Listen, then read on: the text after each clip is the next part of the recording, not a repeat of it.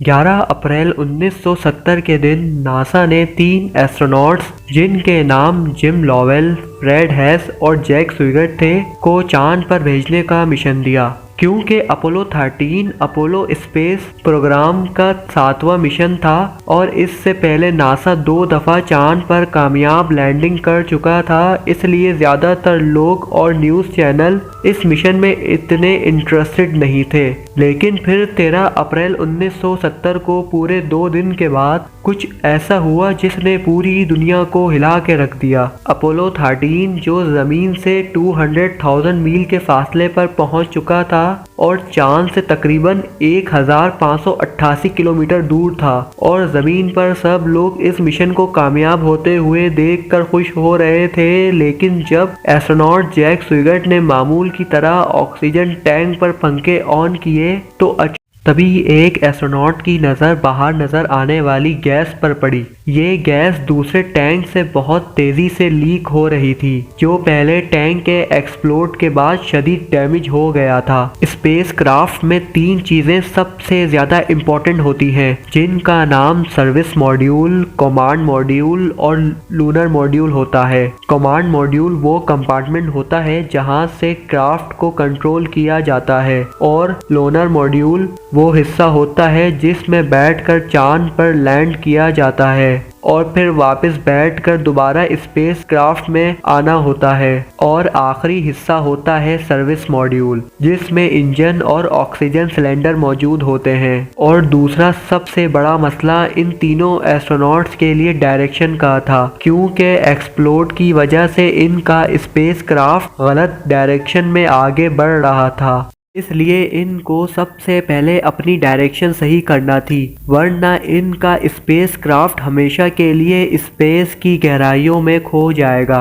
اور جب انہوں نے زمین پر موجود ناسا کی ٹیم کو ان سب کے بارے میں آگاہ کیا تو انہوں نے اپنے مشن کو ترک کر دیا اور ان کو زمین پر کس طرح واپس لایا جائے اس کے بارے میں پلان بنانا شروع کر دیا۔ اور دوسری طرف ایسٹروناٹس کے لیے دنیا کے کونے کونے میں بے چینی محسوس ہو رہی تھی۔ لاکھوں افراد ٹیلی ویژن اور ریڈیو سیٹ سے چپکے ہوئے تھے اور دنیا کے تمام حصوں کے رہنماؤں نے اس پر تشویش کا اظہار کیا اور ان کی ہر طرح سے مدد کرنے کا فیصلہ کیا۔ اور دوسری طرف جب ناسا کی ٹیم نے اس اسپیس کرافٹ کا کمپلیٹ ڈیٹا نکالا تو وہ اسے دیکھ کر مزید پریشان ہو گئے۔ آکسیجن سلنڈر کے پھٹنے کے ساتھ ساتھ 2 الیکٹریکل سپلائیز بھی پھٹ چکی تھی جو اسپیس کرافٹ میں کمیونیکیشن اور لائٹ وغیرہ کو کنٹرول کرتی تھی، اور وہ سمجھ چکے تھے کہ اگر انہوں نے جلدی کچھ نہ کیا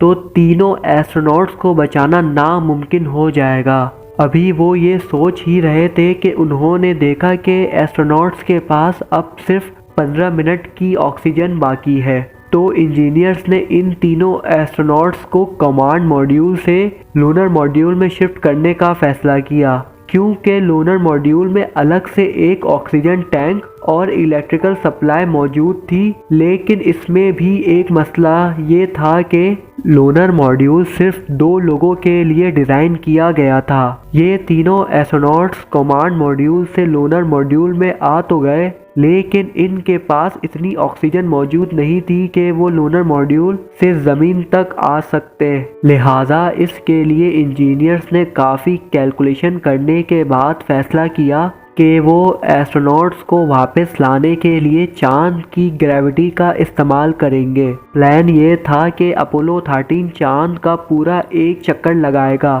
اور ایسٹروناٹس ایک اسپیسیفک پوائنٹ پر پہنچ کر لونر ماڈیول کے انجن کو 35 سیکنڈ کے لیے شٹ ڈاؤن کر دیں گے، جس میں کافی کم الیکٹریسٹی خرچ ہونی تھی، کیونکہ اور کوئی آپشن تو تھا نہیں۔ اس لیے ایسٹروناٹس نے وہی کیا جیسا ان سے کرنے کو کہا گیا۔ چاند کے گرد چکر لگانے کے بعد ایسٹروناٹس نے 35 سیکنڈ کے لیے انجن کو شٹ ڈاؤن کر دیا اور خوش قسمتی سے ان کی ڈائریکشن ارتھ کی طرف ہو گئی۔ لیکن ایک مسئلہ یہ تھا کہ ارتھ کے ایٹماسفیئر میں داخل ہونے سے پہلے ان تینوں ایسٹروناٹس کو لونر ماڈیول سے واپس کمانڈ ماڈیول میں جانا تھا، کیونکہ صرف کمانڈ ماڈیول ہی ارتھ کے پریشر کو برداشت کرنے کے لیے ڈیزائن کیا گیا تھا۔ دوستو، ارتھ کے ایٹماسفیئر میں انٹر کرنے کے بعد پریشر کی وجہ سے ریڈیو ویوز بلاکڈ ہو جاتی ہیں اور 2 سے